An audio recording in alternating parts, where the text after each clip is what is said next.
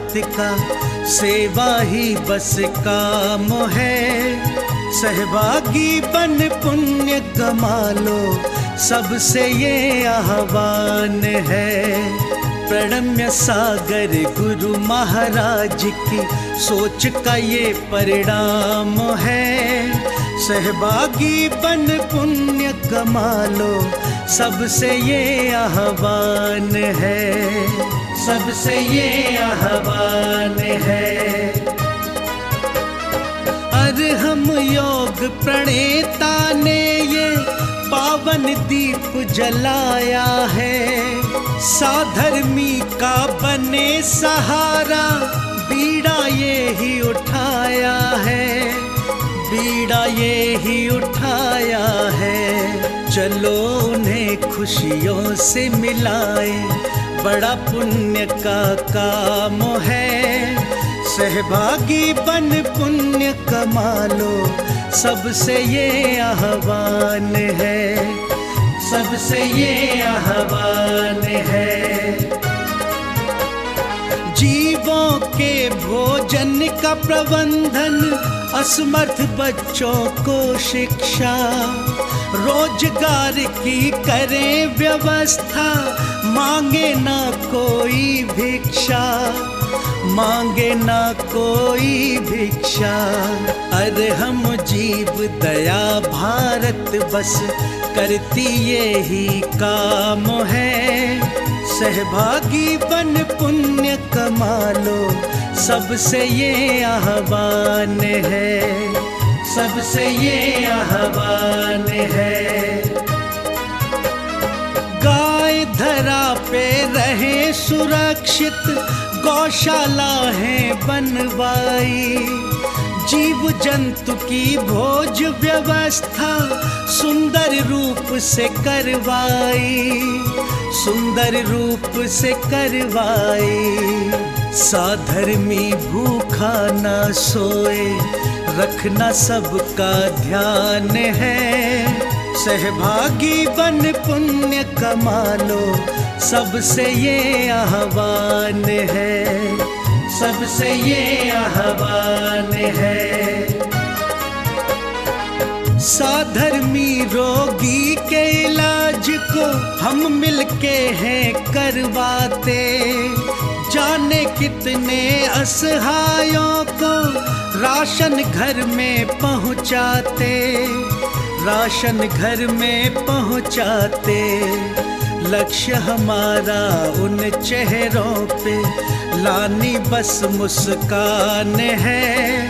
सहभागी बन पुण्य कमा लो, सबसे ये आह्वान है, सबसे ये आह्वान है। दान धर्म ही साथ जाएगा, बाकी सब तो धोखा है। पुण्य के भागी बन जाओ, ये बड़ा ही पावन मौका है, बड़ा ही पावन मौका है। जुड़ के जीवन सार्थक कर लो, पावन ये अभियान है। सहभागी बन पुण्य कमा लो, सबसे ये आह्वान है, सबसे ये आह्वान है।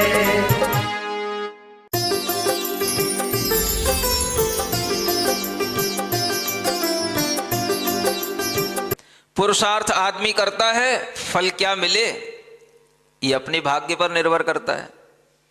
अब फल किस रूप में? रानी चेलना को गर्भ हो गया, और जब उसको गर्भ हो गया तो उस समय पर उसके लिए एक दोहला आ रहा है, और वो दोहला बड़ा खतरनाक है। दोहला समझते हो? वो भी एक स्मरण आता रहता है, और जो गर्भस्थ शिशु है उसके परिणामों के कारण से दोहला आता है। अब उसको दोहला आ रहा है, और वह राजा देख रहा है कि इसकी जो है शारीरिक हालत जो है दिन पर दिन गिरती जा रही है, और उसका कारण है कि वो अपना दोहला राजा को बताना नहीं चाह रही, क्योंकि वो दोहला खतरनाक है। उसे क्या दिख रहा है? मैं राजा के वक्षस्थल को उनके खून को देखना चाहती हूं। क्या देखना चाहती हूं? मैंने छाती पे से खून निकलता देखना चाहती हूं। बताओ कैसे वो बता दे कि राजा को मुझे दोहला आ रहा है। आखिर राजा ने एक दिन पूछ लिया और उसने बता दिया। तो राजा ने उसके भावों की शांति के लिए अपने ही नाखूनों से अपना वक्षस्थल खरोंच करके खून निकाल करके उसे दिखा दिया, तब उसके परिणाम शांत हुए। ये दोहला ऐसी चीज होती है।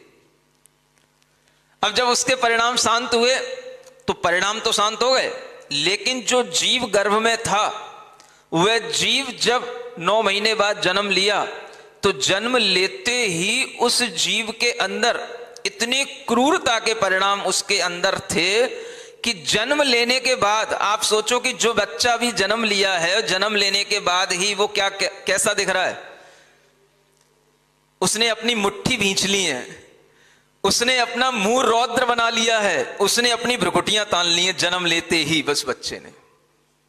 और ये चेल्ला ने जब देखा तो उसे लगा कि यह मेरे स्वामी के लिए, मेरे पति के लिए पुत्र जो है हानिकारक होगा, अमंगल होगा। तो उसने उस पुत्र को एक वन में एक संदूके में रख करके बाहर भिजवा दिया। जब राजा श्रेणिक को पता पड़ा तो उन्होंने कहा कि नहीं, तुमने गलत किया, अब जो होगा सो होगा, लेकिन पुत्र को तो वापस लाओ। तो उसने उस पुत्र को वापस बुला लिया। और ये पुत्र कौन है स्मरण में लाओ। अब एक कहानी आपको यशोधर मुनि महाराज ने सुनाई थी। उस समय पर आपको राजा श्रेणिक के पूर्व भव की कहानी सुनाई गई थी और उस समय पर ही बताया गया था कि एक सुमित्र थे और एक सुषेण थे। राजा सुमित्र थे और एक सुषेण उनका मित्र था। और वह राजा फिर ये श्रेणिक राजा बने और उनका जो मित्र है वही ये उनका जीव बना जो पुत्र के रूप में उनका बदला लेने के लिए आ रहा है। और वह बदला कब का है? ध्यान है कुछ? इसलिए कह रहा हूं फिर से स्मरण करने के लिए ये सारी प्रवचन श्रृंखला को फिर से सुनने की कोशिश करना। जो आनंद आपको साक्षात आया है उससे भी ज्यादा आनंद बाद में सुन सुन करके आएगा। समझ आ रहा है? यह वही जीव जो पहले जन्म में उसका मित्र था, फिर यह अब जाकर के उसका पुत्र बना है और यह पुत्र का नाम रखा गया कुणिक। और यह पुत्र ही उनसे अब बदला लेने के लिए उनके घर में आ गया है। अब देखो आप, ये होता है कर्मों का खेल।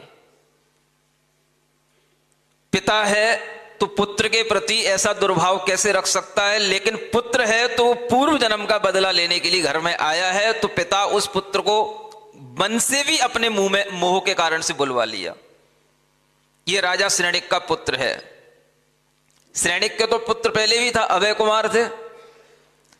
अब ये पुत्र है रानी चेलना का पुत्र है। इस पुत्र के बाद में रानी चेलना को एक और पुत्र की प्राप्ति हुई। पाप तो उसको निकल गया। कई बार ऐसा होता है कि पुत्र पाप पहले निकल जाता है, पुण्य बाद में आता है। लेकिन आप पाप से डर जाते हो तो फिर बाद का पुण्य मिलता नहीं है। जो फलित होना था वो फल गया। अब एक दूसरा पुत्र रानी चेलना को फिर हुआ। उसका नाम था वारिसेन। समझ आ रहा है? ये बहुत पुण्यवान जीव ये रानी चेलना का पुत्र हुआ। और फिर उसके बाद में 3 पुत्र उसके और हुए। हल एक का नाम था, दूसरे का नाम विदल था और तीसरे का नाम जितशत्रु था। कितने हो गए? 5 हो गए। समझ आ रहा है? और फिर उसके लिए एक पुत्र और हुआ जिसका नाम था मेघ कुमार। यह भी बहुत पुण्यशाली जीव था। और ये वारिसेन, मेघ कुमार, ये सब दीक्षा लिए बाद में भगवान महावीर स्वामी के समूह शरण में। ऐसे 6 पुत्र तो चेलना के हो गए। एक पुत्र पहले से था। राजा श्रेणिक के 7 पुत्र थे। अब धीरे धीरे भगवान के समूह शरण में ये लोग जाने लगे, सब बड़े हो गए। और क्या हुआ? धीरे धीरे राजा वारिसेन, उनको वैराग्य हो गया। कुमार वारिसेन को उनका वैराग्य देख लिया राजा श्रेणिक ने। अभय कुमार थे, वो भी चले गए। वो भी, उन्होंने भी वैराग्य धारण करके दीक्षा धारण कर ली। वो भी चले गए। अब राजा श्रेणिक को एक समय समझ में आया कि देखो अपने पुत्र सब इस तरह से दीक्षा ले रहे हैं, हमें भी थोड़ा धर्म ध्यान करने के लिए राज्यभार से मुक्त होना चाहिए। तो उन्होंने अपने आप को राज्यभार से मुक्त करने के लिए अपना राज्यभार अपने पहले पुत्र को कुणिक को दे दिया। जब राज्यभार कुणिक को दे दिया तो कुछ ही दिनों में उसे अचानक से स्मरण हो आया कि ये मेरे पूर्व जन्म के शत्रु हैं। कौन? राजा श्रेणिक। अब वह शत्रुता राजा बनने के बाद में स्मरण में आई। सारा खेल दुनिया में स्मरण का होता है, बस जाति स्मरण भी एक स्मरण होता है, पूर्व जन्म का स्मरण आ जाना, और वो भी स्मरण समय पर आता है। जब वो राजा बन गया तो उसे स्मरण आ गया। स्मरण आया तो उसने गुस्से में आकर के कि ये मेरे पूर्व जन्म का बैरी है, उसने उसे कारागृह में बंद कर दिया। माने पुत्र ने अपने पिता को कारागृह में, जेल में, बंदी गृह में डाल दिया। ये हो गया। और उसके बाद में वह राजा श्रेणिक अब वहां जेल में बंद रहे। वह कुणिक एक दिन अपने बेटे को खिला रहा था और बेटे की अंगुली किसी कारण से कट गई, तो उसने उसकी अंगुली को अपने मुंह में रख लिया, उसका खून बंद करने के लिए।